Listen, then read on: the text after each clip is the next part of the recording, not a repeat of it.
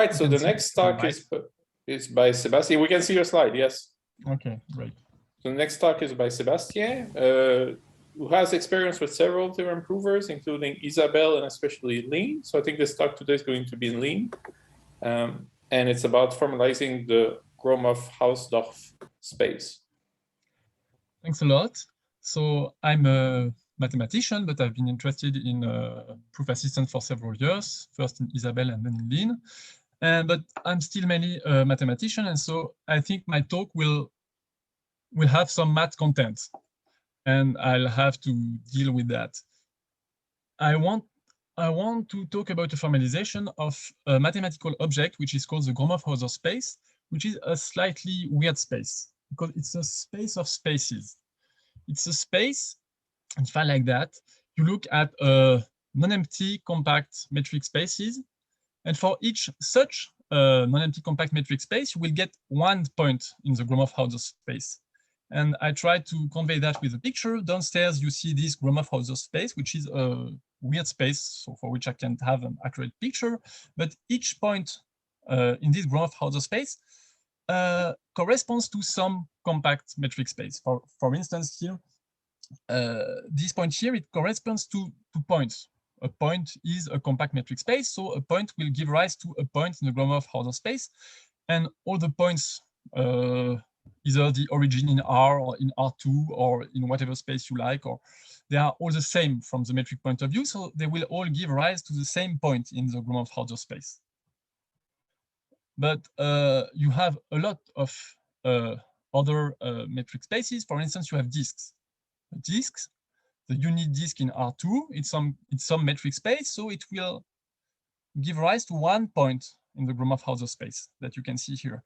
And here I just draw one disk, but you have several disks. For instance, if you look at the unit disk in the plane, or at the centered around the origin, or if you look at the unit disk in the plane centered around a different point, from the metric point of view, they are the same disk. So they will all give rise to the same point in the Gromov-Hausdorff space, in the same way that all the metric points were giving rise to the same point in the Gromov-Hausdorff space. So, but if you take disks of different radii, from the distance point of view, they are not the same space, so they will give rise to different points in the Gromov-Hausdorff space. So that's why here these different disks I've plotted with different sizes, they give rise to different points in the Gromov-Hausdorff space. And if you look at a different shape, for instance, to a square, if you look at a square, it's still a compact metric space, so it gives rise again to another space, to another point in the Gromov-Hausdorff space. And this point, a square is not a disk. They don't have the same shape, so this point, the red points here, they are not the same points as the black points here corresponding to the disks. And again, you can have squares of different sizes, and they are not isometric one to the other, so they will give rise to different points in this Gromov-Hausdorff space. So here, until now, I've just spoken about very simple compact metric spaces, points, disks, squares, but you have a bunch of different metric spaces. For instance, if you do geometry, here I've drawn a torus with 2 holes, a 2-hole torus, and this one is again a compact metric space, so it will also give rise to 1 point in this Gromov-Hausdorff space. And I don't know if you have a horse, it's a compact metric space, it will give rise to 1 point. And here I've taken a picture on the internet of a very complicated, very strange space, which is called the Alexander-Horn sphere, which is topologically just like a sphere, but with some kind of linking inside. And this is a very strange compact metric space, but still it corresponds to 1 point in the Gromov-Hausdorff space. So in this space, you have very simple spaces, and you have more complicated spaces, and you have extremely complicated spaces. They're all non-empty compact metric spaces, so they all live inside this weird space. And that's why I say I cannot draw a precise geometry of this space. It's too complicated because it has too many kinds of points inside it.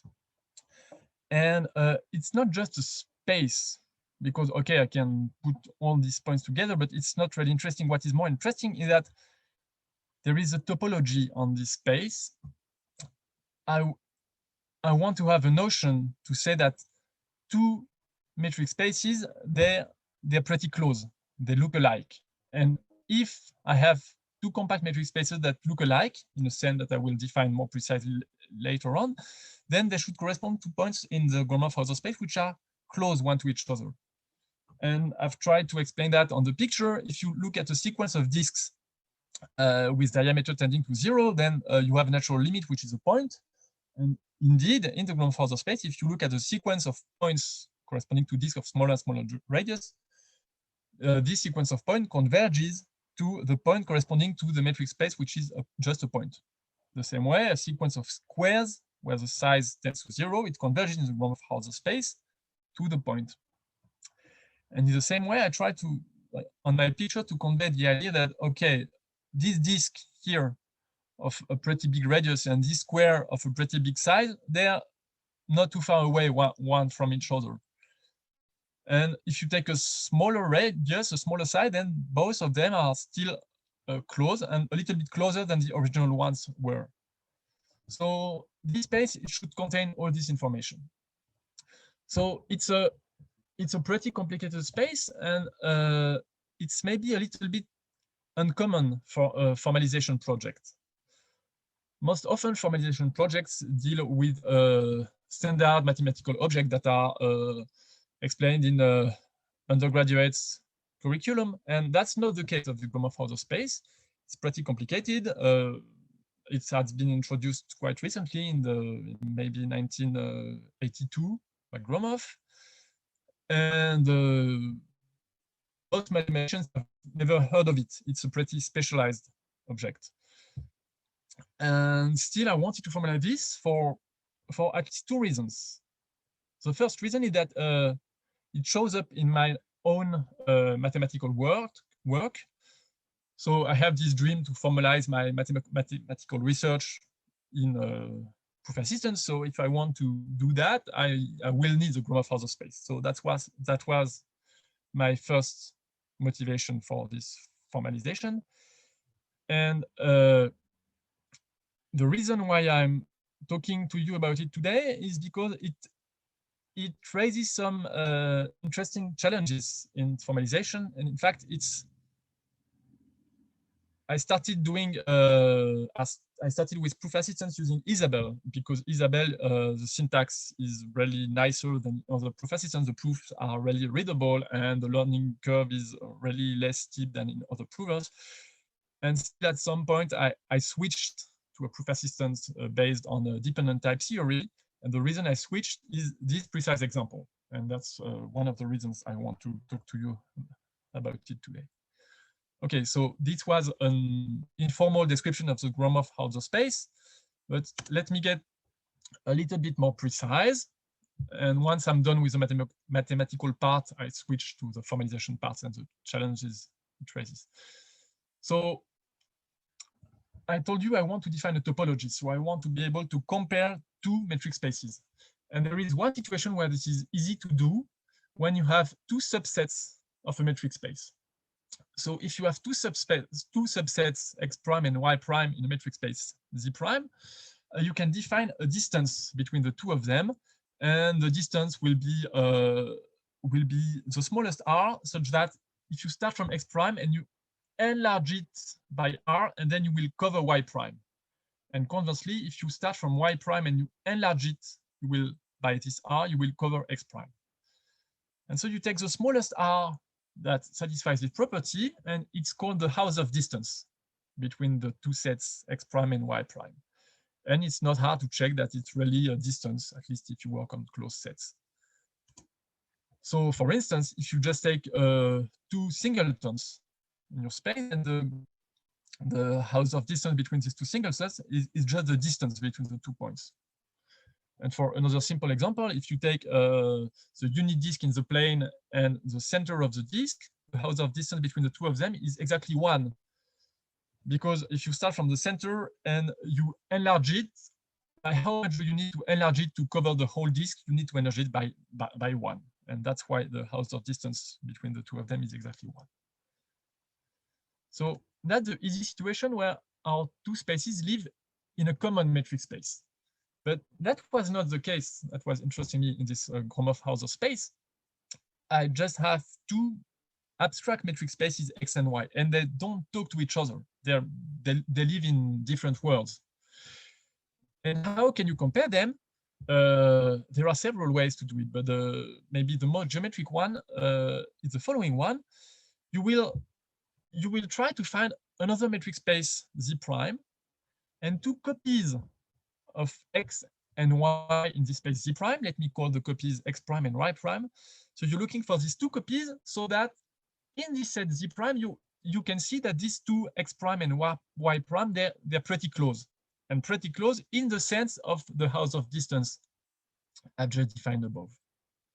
So formally, you have these two metric spaces and the Gromov-Hauser distance between them, the infimum of the Hauser distances of realizations X prime and Y prime of these metric spaces X and Y in all possible metric spaces Z prime. So you see this is not really an explicit formula. Let me just give a few examples to get a basic intuition on what is going on. For instance, if your two spaces X and Y are isometric from the point of view of the distance, they're indistinguishable, then the Gromov-Hauser distance between the two of them is just 0. Why? Because you can embed Y into X by the isometry between the two of them. Let's trivial example is if you take two disks in the plane, say with the same center, it doesn't matter, but different radii. One has radius r and the other one has radius r prime. And the claim is that the distance between the two of them is exactly the difference r prime minus r. And there is one inequality which is obvious. We have already embeddings of these disks in a common metric space Z prime. Just for Z prime, you take the plane, and the isometric embeddings are just the trivial inclusions. And then if you look at the disks inside the plane, it's easy to check that the house of distance between the two of them is just the difference between the radii, because if you enlarge the smaller one with the difference between the radii, you will cover the larger one. So one inequality is obvious. The other inequality is not obvious, because maybe you could find a different metric space Z prime, which would not be the plane, in which you could embed isometrically the two disks to make sure that the house of distance would be strictly smaller than this difference, r prime minus r. Turned out that it's not the case, and it's not really hard to prove, but it needs a little argument. And let me just give another example. The distance between a metric space and just a point space, it will just be the diameter of the space divided by 2. Essentially, you will try to put the point X, the singleton, in the middle of the big set X. And that's something that can always be done. And it's not completely trivial either. If you don't have any questions at the end, Jasmine, you can ask me to prove this one. Okay, so this is the Gromov-Hauser distance defined on metric spaces. And then my main object of interest was this Gromov-Hauser space. So the space of non-empty compact metric spaces up to isometry that I've tried to draw on the first slide of the talk. And then the point of the construction is that the Gromov-Hauser distance that I just defined, it's really a distance on this space GH. And to check that it's a distance, you have several things to check. You have to check that it's symmetric, which is essentially obvious from the definition. You have to check that it satisfies a triangular inequality, which is not completely obvious here. And you have to check that two spaces at distance 0 are the same space. And that's really a non-trivial statement. Okay, so that's so we have this space, this abstract weird space with this strange distance. And the claim is that the main result of the theory is that with this distance, this GH space, in fact, it's a very nice metric space. It's complete and second countable. So it's not too big, and it has very nice topological properties. So with this theorem, you can talk about a Cauchy sequence of compact metric spaces, and you can talk about a limit of a sequence of metric spaces and things like that. It turns out to be extremely useful in a lot of areas of geometry or even in probability theory. So this is the theorem I have formalized in Proof Assistant. I have done that in Lean, and the formalization is available in the MATLib library of Lean. And when I set to formalize this theorem, I had some requirements for myself. I wanted this theorem to interact well with the pre-existing theory of metric spaces, and that's what I was not able to do in Isabelle, and that's why I switched. So what do I mean by good interaction? In the end, this Gromov-Hausdorff space, this GH space, it's a metric space. So it should be, for my formalization, I want it to be a metric space in the usual sense of the library, not in a specific sense defined for the formalization. I want it to fit within the library. And the other requirement I had is that it's a space of spaces. So if I have a non-empty compact metric space, in the usual sense of the library, I want it to be able to associate to this non-empty compact metric space the corresponding point in the GH space. So I wanted to be able to define a function mapping this non-empty compact metric space in the sense of the library. So this function mapping this space to a point in GH.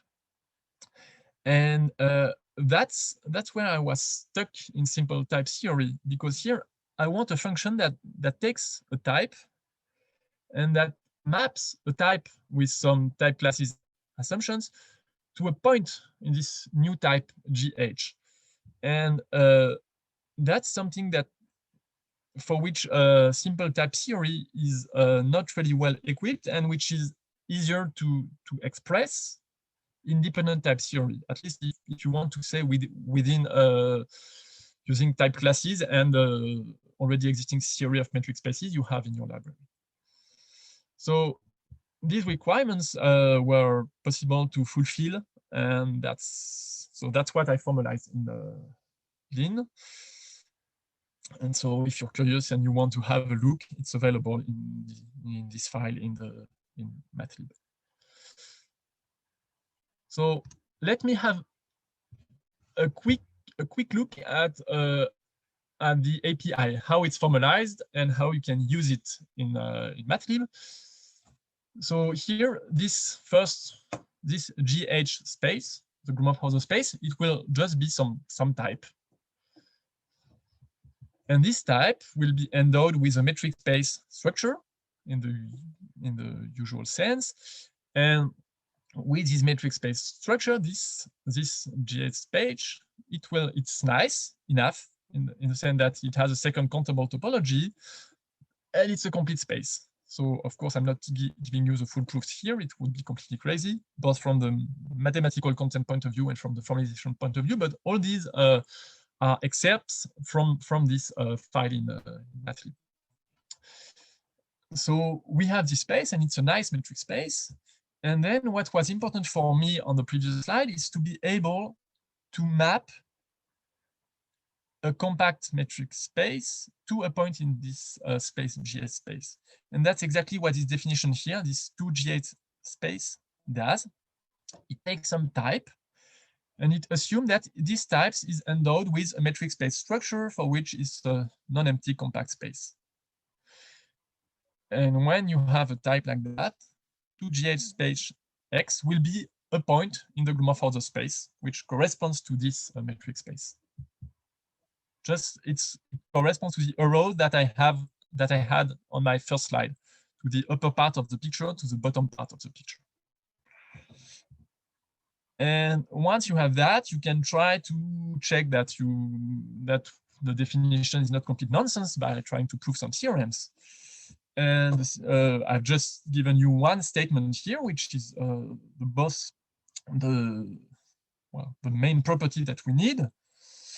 The property is that if you have two non-empty compact metric spaces X and Y, And then their images 2G8 space X and 2G8 space Y will be the same if and only if there exists an isometry between the spaces X and Y, which is what this the right hand side here means.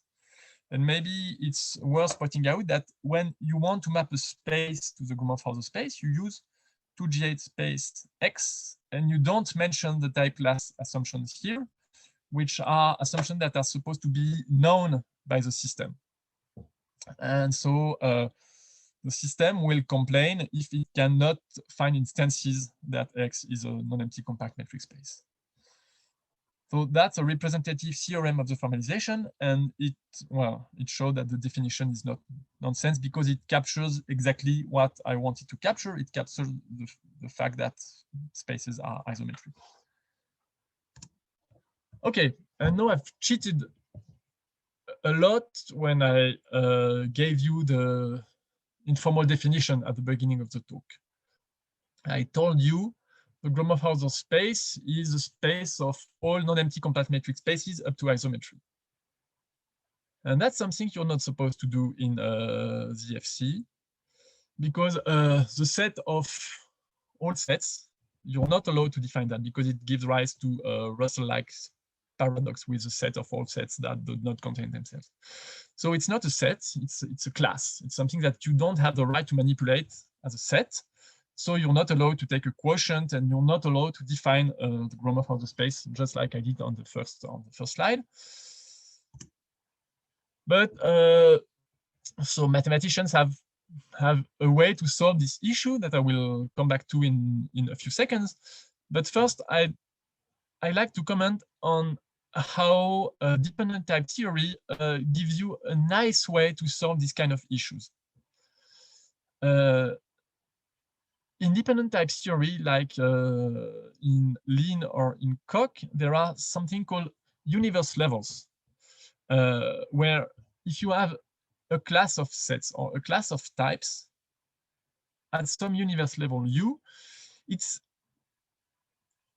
you cannot take all of them together and say this is a type, at least in universe level U, because you will get no contradictions.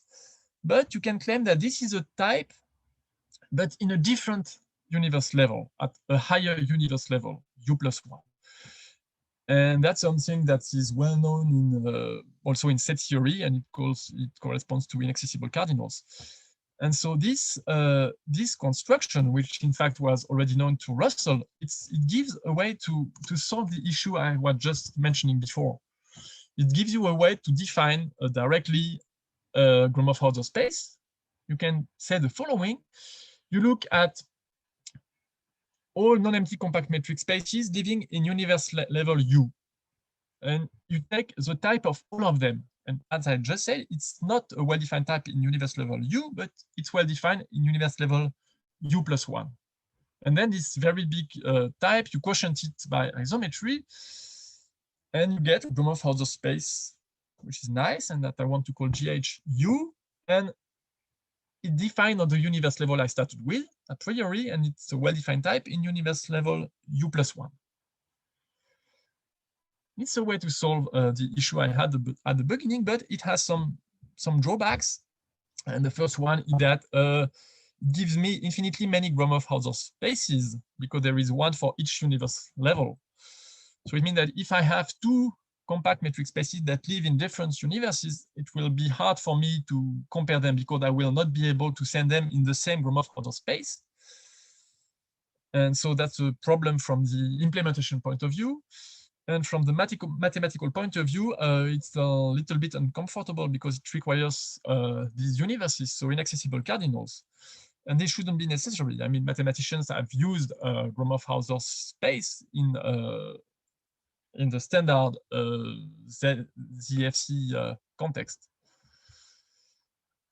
And in most textbooks on Gromov-Hausdorff space, there are sentences like, in fact, this is not a real issue and we can dismiss it because it's not a real problem because you don't have too many different compact metric spaces. And that's true. But if you want to formalize things, you have to be more precise. So let me just tell you the precise definition of the Gromov-Hausdorff space in the formalization, and then I will stop. So the point is that whenever you have a compact metric space, whatever complicated it is, it embeds isometrically in one fixed metric space, which is the space L infinity of R. And it's not hard. This isometric embedding is called the Kuratowski embedding. And then it means that if you want to capture all non-empty compact metric spaces, it's enough to work with those that are subsets of this space L infinity of R. So that's the way I define the Gromov-Hausdorff space in the formalization.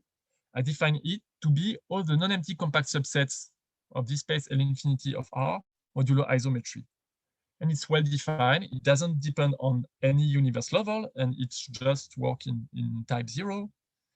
And then whenever you have another compact metric space X, which a priori is not a subset of this space L infinity of R, you can still associate to it a point in GH space. How? Well, first you start from X, and then you embed it into this space L infinity of R through this embedding, which is called the Kuratowski embedding.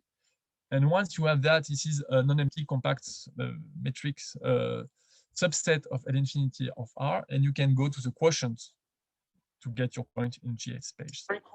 And that's the way the definition is made. And from the definition, you can start formalizing stuff. But I will not give more details on that because my time is over. Thank you. Thank you so much. We have time for one or two quick questions.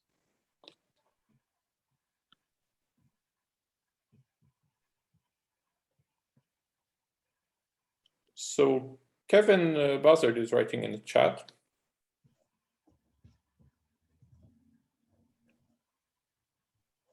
Can you see it, or should I read it? I'm going to find. Maybe you can read it because yeah. Okay. So you could make a type U version. The issue is just that the reals have type big T, right?